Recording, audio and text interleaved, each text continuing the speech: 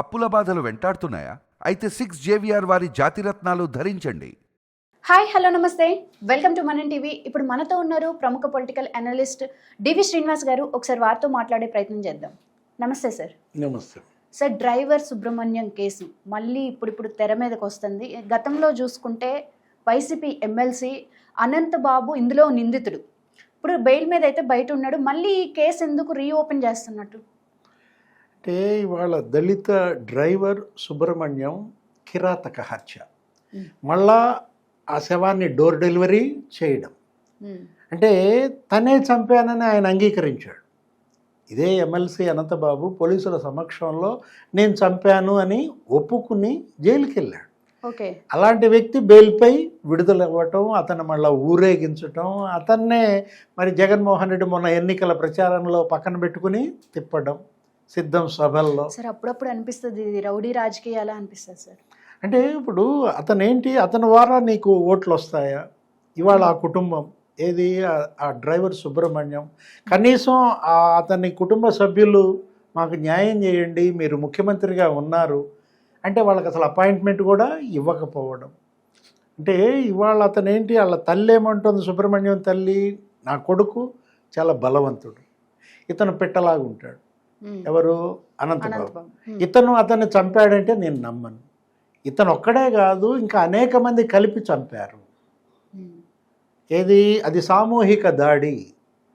అతన్ని ఎత్తి కారులో వేసుకుని డోర్ డెలివరీ చేయడానికి కూడా అనంతబాబు ఒక్కడి వల్ల కాదు, ఆయన మోయటం. అంత బలిష్టమైనటువంటి వ్యక్తిని ఎలా చంపారు? ఆ బాడీ పైన పోస్ట్ మార్టం నివేదికలో 31 గాయాలు ఉన్నాయి, ఇంకా అంతర్గత గాయాలు 4-5 ఉన్నాయి. అంటే అతన్ని ఏంటి, ఒక కిరాతకంగా నరికి చంపారనమాట. సేమ్ అక్కడ ఏది, వివేకానంద రెడ్డిని అక్కడ పులివెందుల్లో ఎలా అయితే గొడ్డళ్లతో నరికి చంపారో, ఇక్కడ డ్రైవర్ సుబ్రహ్మణ్యాన్ని కాకినాడలో అలాగే చేశారు. అంటే ఇక్కడ ఇప్పటికీ ఆ కుటుంబానికి న్యాయం జరగకపోవటం, మనం ఆ విషయంలో ఆ ముప్పాళ్ళ సుబ్బారావు, అడ్వకేట్ ముప్పాళ్ళ సుబ్బారావు పోరాటాన్ని అభినందించాలి. బాధిత కుటుంబానికి ఆయన అండగా నిలబడటమే కాదు, ఇప్పుడు ఈ ఉత్తర్వులకు కూడా ఆయనే కారకుడు.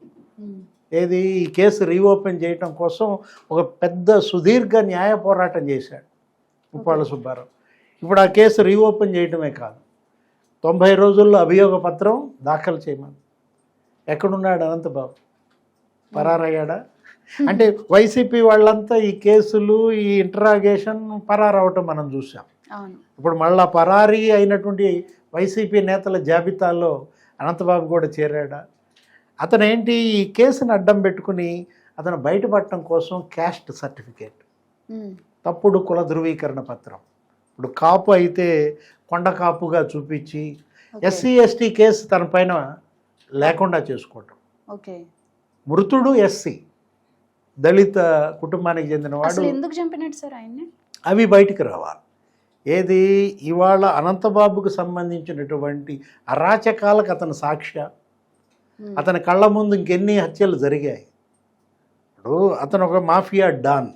అనంతబాబు ఆ గోదావరి జిల్లాల్లో ఏజెన్సీ ఏరియాలో గిరిజనుల దోపిడీలో అక్కడ రంగురాళ్ల క్వారీలు నిర్వహించాడని, అక్కడ రంగురాళ్ల ఆ క్వారీలు, ఆ వ్యాపారంలో కూడా ఇతను మరి నిందితుడని మనం మీడియాలో కథనాలు అనేకం చూసాం అప్పట్లో.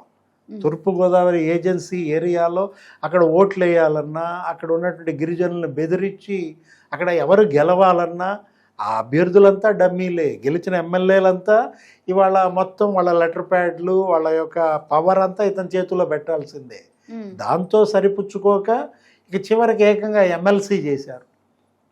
ఎమ్మెల్సీ అంటే లెజిస్లేచర్ కౌన్సిల్ అంటే ఏంటి, శాసన మండలి.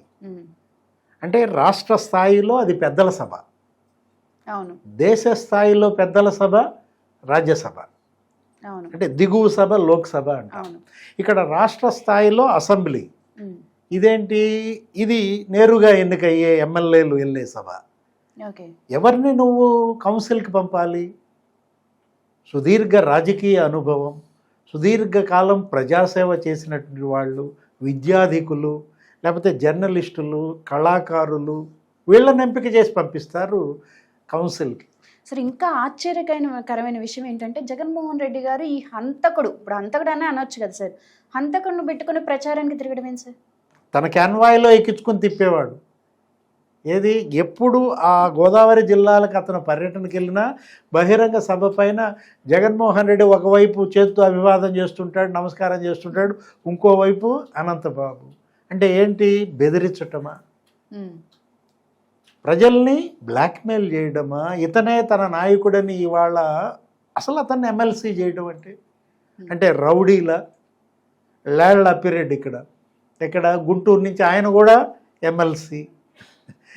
అంటే ఇప్పుడు వీళ్ళందరూ కూడా జగన్మోహన్ రెడ్డి క్రిమినల్స్ అందరినీ చట్టసభ సభ్యులకు పంపడం ద్వారా ఏం సందేశం ఇచ్చాడు తన పార్టీ తరఫున? అంటే రప్పరప్పన రప్పరప్ప నరికేసే వాళ్ళే ఇవాళ ఎమ్మెల్యేలు, ఎంపీలు, ఎమ్మెల్సీల. వివేకానంద రెడ్డి కిరాతకంగా చంపారే సొంత బాబాయిని, సొంత ఇంట్లో 7 గొడ్డలి వేట్లు, 2 లీటర్ల బ్లడ్.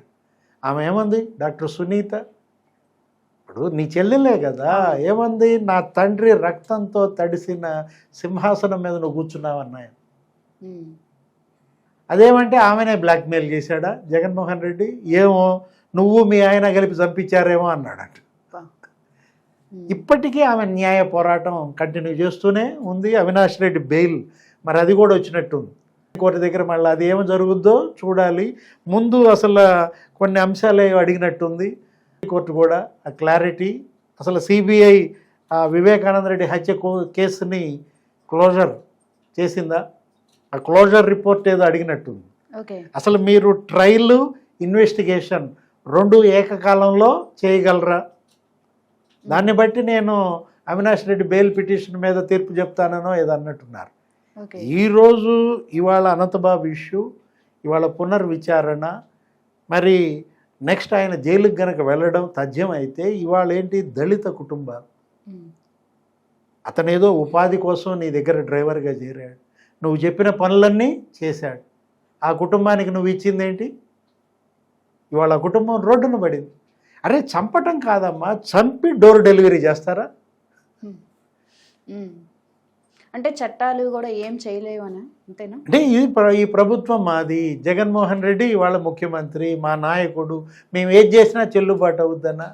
అంటే ఎంత పెద్ద నేరం చేస్తే ఆ నేరస్తుడికి అంత పెద్ద పదవా?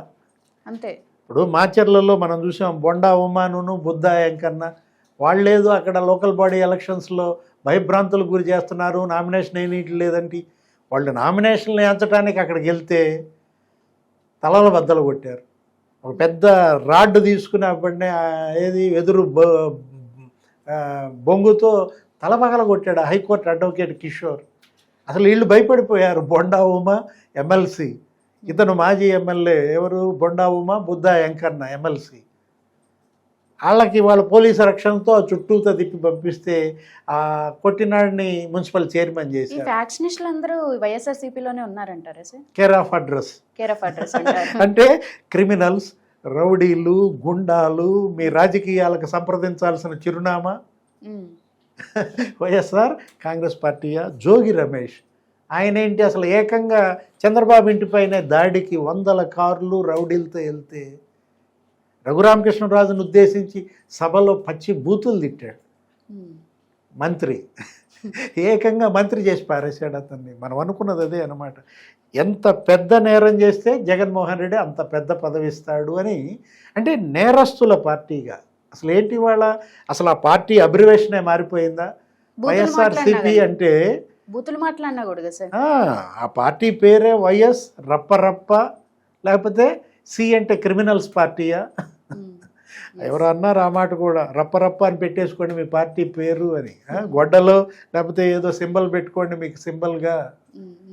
ఇవాళ ప్రజల్లో చర్చ, అసలు ఇది రాజకీయ పార్టీయేనా, ఇదొక గ్యాంగా, ఒక క్రిమినల్స్ గ్యాంగ్ నడుపుతున్నాడా, ఒక రాజకీయ పార్టీ నడుపుతున్నాడా జగన్మోహన్ రెడ్డి అనేది ఇవాళ చర్చ. Right. Yes, thank you sir.